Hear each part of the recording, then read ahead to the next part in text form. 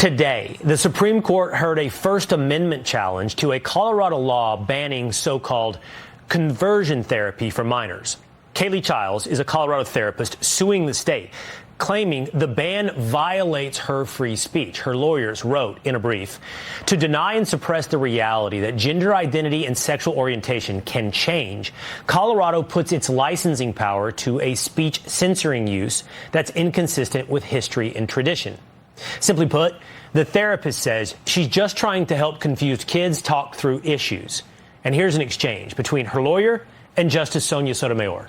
In that hypothetical, the counselor or dietitian is telling the client to do something that directly harms their body. In this case, Ms. Childs is trying to help gender dysphoric kids avoid. That begs the question, because there are studies that say that this advice does harm the people emotionally and physically.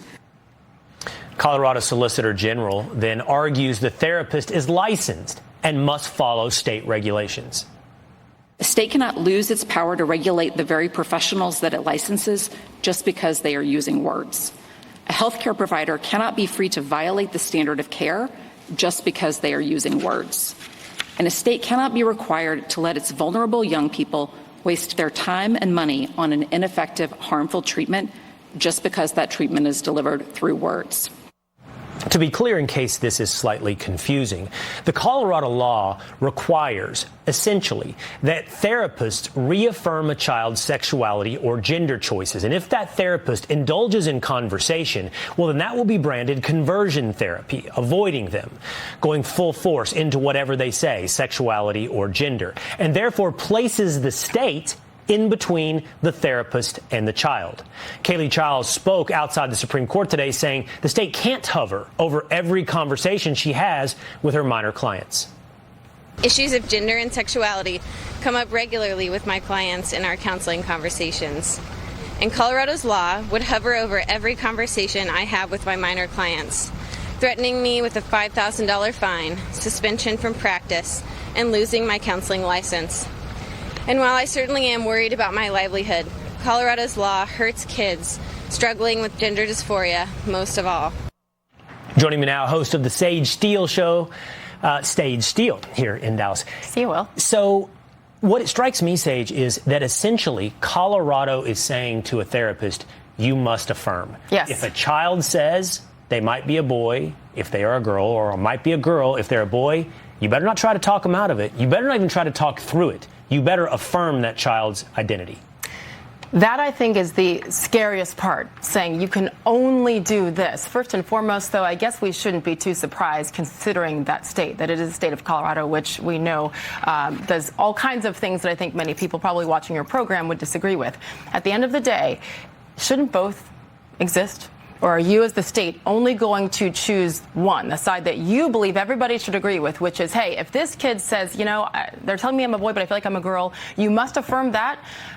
What is the harm in having a conversation with that minor child to determine where this is coming from and at least educate them, encourage them to really, really think these things through before going ahead further? Because then, once that decision is made, what happens? They are then prescribing, maybe even prescriptions, correct? And at least appointments with other doctors to potentially take this even further, which we know can lead into much deeper issues. But it is so scary to me that you can't even have a conversation. Let's not forget, as a parent of a minor, I'm not even allowed to be in that room. That therapist is not allowed to tell me anything about that conversation with their minor child, are they? But the state can be in there and monitor everything. That, to me, is fascinating as a parent myself. And it strikes me as flat harmful.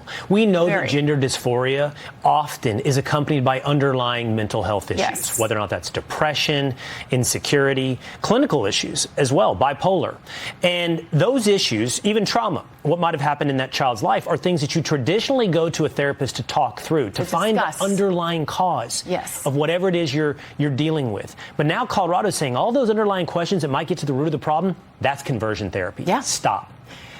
They don't want to know the why. They want to say, yes, let's absolutely affirm this. And one thing I think that we cannot get away from is the financial implications of this. If you just look at the numbers, and certainly it depends on where you get your data from, if you look at the numbers of transgender minors, those numbers have skyrocketed over the last decade. There is money involved in this for everybody involved, for the doctors, for the therapists, for the lawmakers. We have seen this across the board. We talk about it all the time with the race baiting. I mean, there's too much money to be made in crying racism for everything for them to stop. So let's look at the root of it for the children. If we preach and truly preach that we are about the kids in this, isn't it our job, forget as lawmakers, as human beings, to talk it through with this child, to make sure that they don't make a decision that is quite potentially irreversible? And again, leaving the parent out of all of this, but allowing the state to be in it and make those decisions, this is scary. And the precedent for this, depending on how the Supreme Court rules, could be significant.